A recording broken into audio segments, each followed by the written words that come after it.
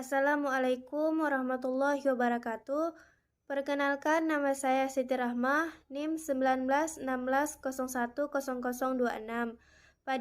Pada video kali ini, kami dari kelompok 8 mata kuliah Qawaid Fiqhiyah akan menjelaskan materi yaitu kaedah-kaedah fikih yang berhubungan dengan riba.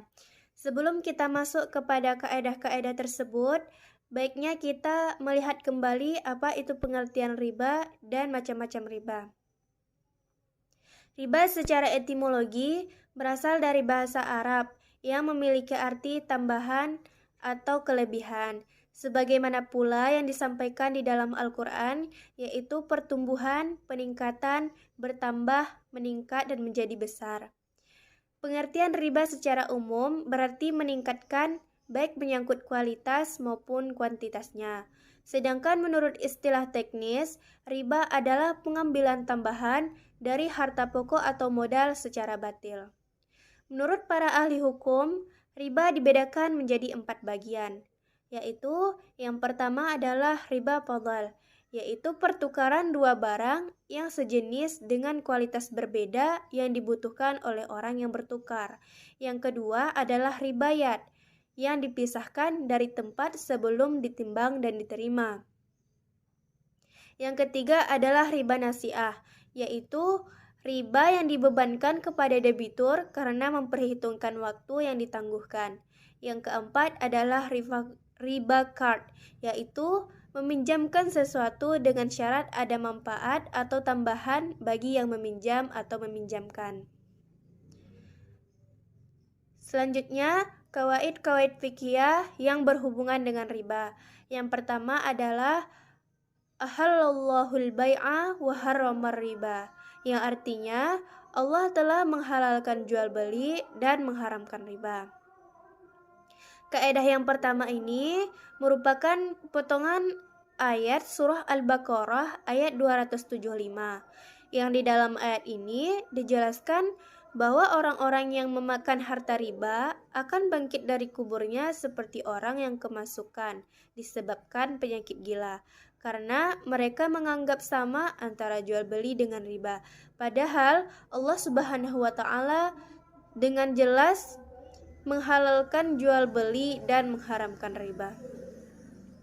Kaedah ini mengatur transaksi keuangan dalam fikih Islam, menjelaskan tentang analisis transaksi penjualan mengenai prinsip dasar dalam penjualan, baik yang diteruskan ataupun yang tidak diteruskan.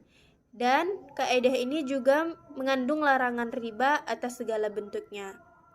Kaedah ini mengasumsikan tugas untuk membedakan antara penjualan yang halal dan penjualan yang termasuk ke dalam ruang lingkup riba.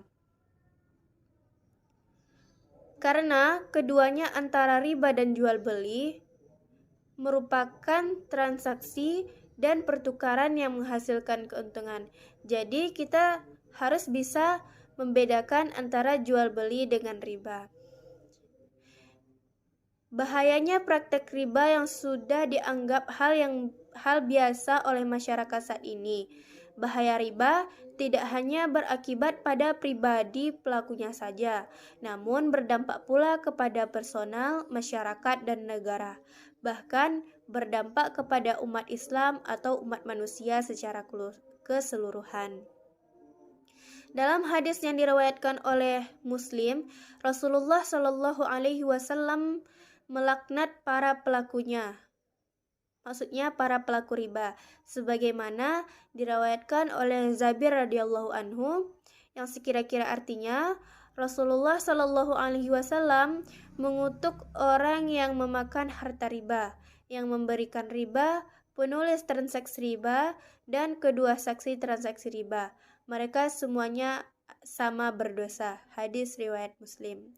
Menurut hadis di atas, ada 4 pihak yang akan terkena dosa akibat transaksi riba, yaitu peminjam, pemberi pinjaman, penulis transaksi,